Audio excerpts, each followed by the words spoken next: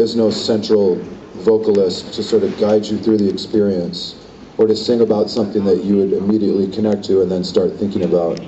So with us, it's really important to sort of invest a lot of your, creativity and your own storytelling, or whatever you want to attribute to a song. I don't, if that makes sense, I'm not sure. But to us, like, we've never underestimated people's ability to bring that to the table when they're listening to our music.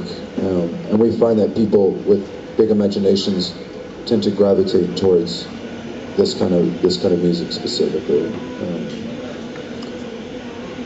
I don't know if that really answers your question, but Kai, are you going to say something? I mean, I think sometimes, like, just personally for me, there's something that maybe I'm trying to express or get at, and other times it's like as we write a song, it's like we're sort of exploring it too, and sometimes it's like when we get it out on the road and play it on a tour, it comes to mean different things, Yeah, but I mean, from what Phil has mentioned, it seems as though you're making the audiences co-creators of your music in a way, because it's about response to it as well. Yeah. At this point, I'd like to open up questions to the floor. If anyone will have any questions to ask Caspian. Yes.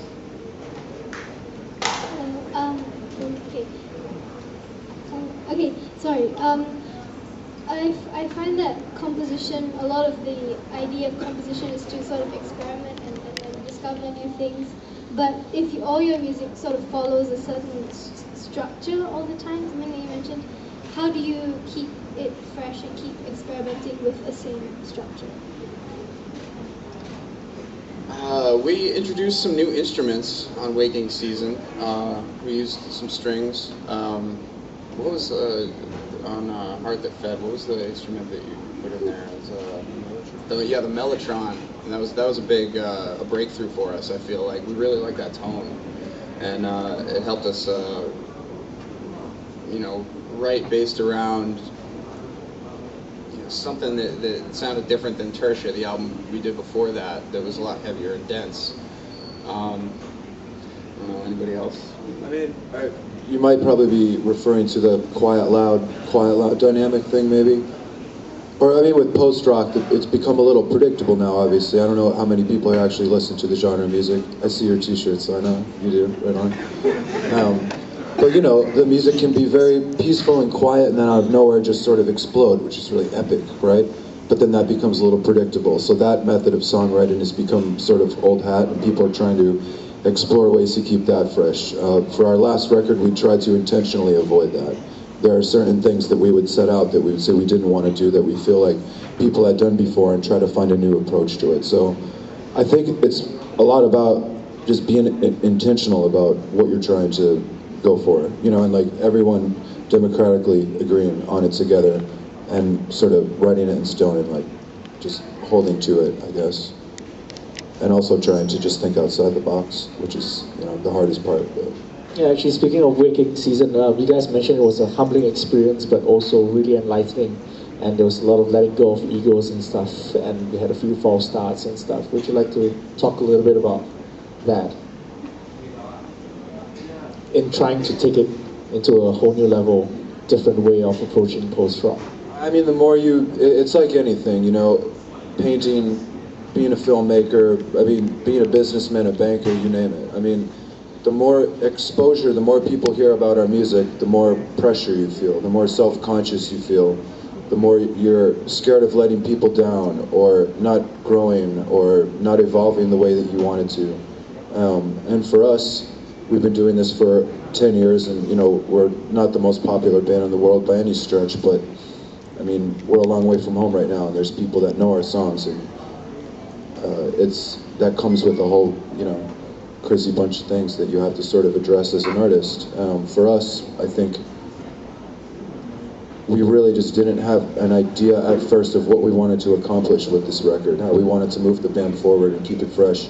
It took us a while to find that, and sort of shedding that ego might not be the right word, but I don't know. Yeah, it was just a very long and involved process for us. It was very difficult at first, and then when we sort of let go and just sort of listened to the things that were inside us, it started to come together really fast. How long did it take from the first time? It took about 1.5 years to write the whole record. The first 8 months of which was occupied with this sort of self-referential difficulties. And, It was kind of weird. We like almost hit a wall, and then just this maybe June, a couple of years ago or something, it just felt like, I don't know, we were just all on the same page, really. It wasn't. I don't know if it was something that we really.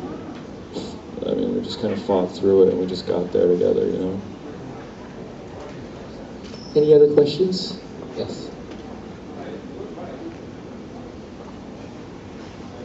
Hi, Caspian. Hi. Hi, guys. Alright, for in Waking Season, for Gone in Bloom and Bow, you guys decided to put lyrics in the song. Put some vocals in the song. Sorry. Yeah. But there's no official lyrics for the songs, right? For the song, right? So I'd like to know, what is Gone in Bloom and Bow about? I mean, what's the song about? Oh, it's funny. Well, there are official lyrics that I wrote, but I haven't shared them with anybody, including even the. Yeah, well, I would tell the guys. I don't even really know them. I don't. Why? That's the thing.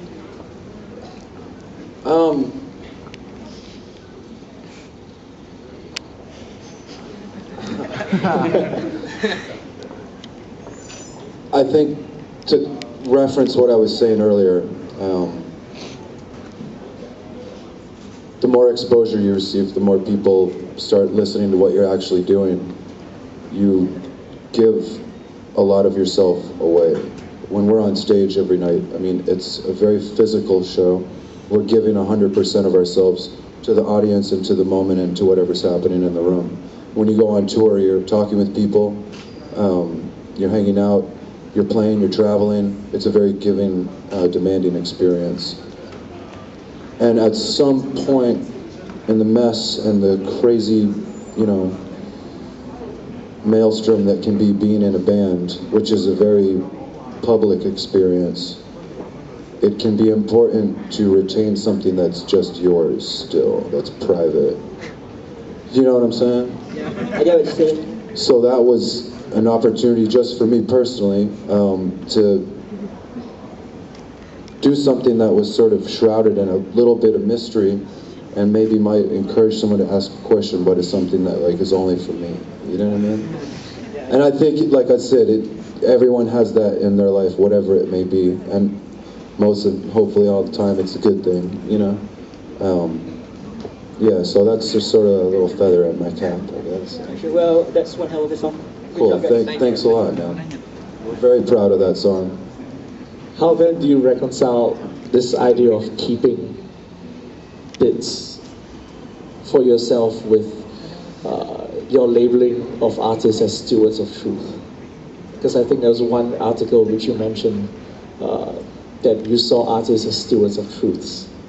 In this case, you're kind of keeping something for yourself, and I don't know, There's a give and take, a push and pull, I don't think we don't approach anything dogmatically or right down the line, 100% black and white, A or B, it should be one way, it should be all public or all private. I think there's a little gray area to everything, including being a musician and an artist.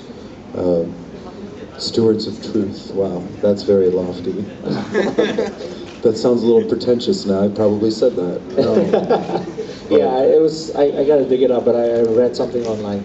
I'm not sure. Yeah, no, that sounds familiar. It rings a bell for sure, dude. Yeah. Artists have an obligation, I think, to share their vision and their creativity with people around them, or else it would serve no function. But I do think there's small little things that you can infuse in there to keep the creative process fresh and healthy. Do we have time for one more question? Anyone? Yes, please. Hi again. This may or may not